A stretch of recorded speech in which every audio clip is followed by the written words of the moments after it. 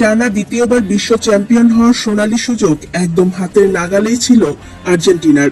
কিন্তু 2026 বিশ্বকাপের ফাইনালে স্পেনের বিপক্ষে ন্যূনতম লড়াইটুকুও করতে পারেনি আলবিসেলেস্তেরা। নির্ধারিত 90 মিনিটে প্রতিপক্ষের গোলমুখে একটি শটও নিতে পারেনি লিওনেল মেসির দল। অতিরিক্ত সময় দুটি শট নিলেও তার একটিও অন টার্গেটে ছিল না। নিউ জার্সির মেটলাইফ স্টেডিয়ামে এমন বিপর্যস্ত পারফরমেন্সের পর বিশ্বজুড়ে ছড়িয়ে পড়েছে নানা ষড়যন্ত্র তত্ত্ব।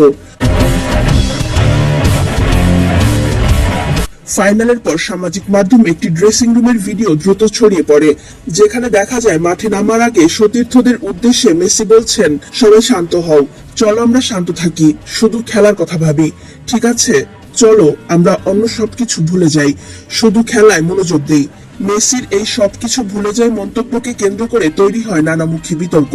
কেউ দাবি করছেন ম্যাচে নামার আগেই দলের ভিতর কোনো বিশৃঙ্খলা ছিল, আবার কেউ বলছেন এনজো ফের্নান্দেসের অযথা রেফারির সঙ্গে কথা বলে প্রথম হলুদ কার্ড পাওয়া কিংবা খেলোয়াড়দের গম্ভীর মুখ সবই ছিল এক রহস্যজনক পরিস্থিতির ইঙ্গিত।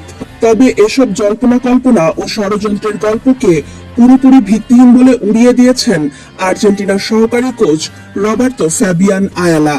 আর্জেন্টিনা ভিত্তিক সংবাদ মাধ্যম টিওআইসি স্পোর্টসকে তিনি বলেন, এসব কথা আমরা শুনি আর ভাবি মানুষ কিভাবে এসব বলতে পারে, কারণ এসবের কিছুই ঘটেনি, বরং ঘটেছে ঠিক উল্টোটা।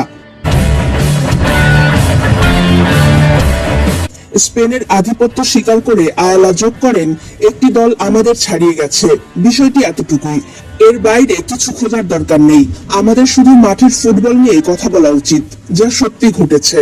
একই ইস্যুতে মুখ খুলেছেন দলের প্রধান কোচ লিওনেল স্কালোনিও। নিজ শহর প্রজাততে যাওয়ার পথে সাংবাদিকদের প্রশ্নের জবাবে তিনি স্পষ্ট জানান, সামাজিক মাধ্যমে ছড়িয়ে পড়া এসব খবরের কোনো অস্তিত্ব নেই, আমি সামাজিক যোগাযোগ মাধ্যম দেখি না, এসব সম্পর্কে আমার কিছুই জানা নেই, বলেন স্কালোনি।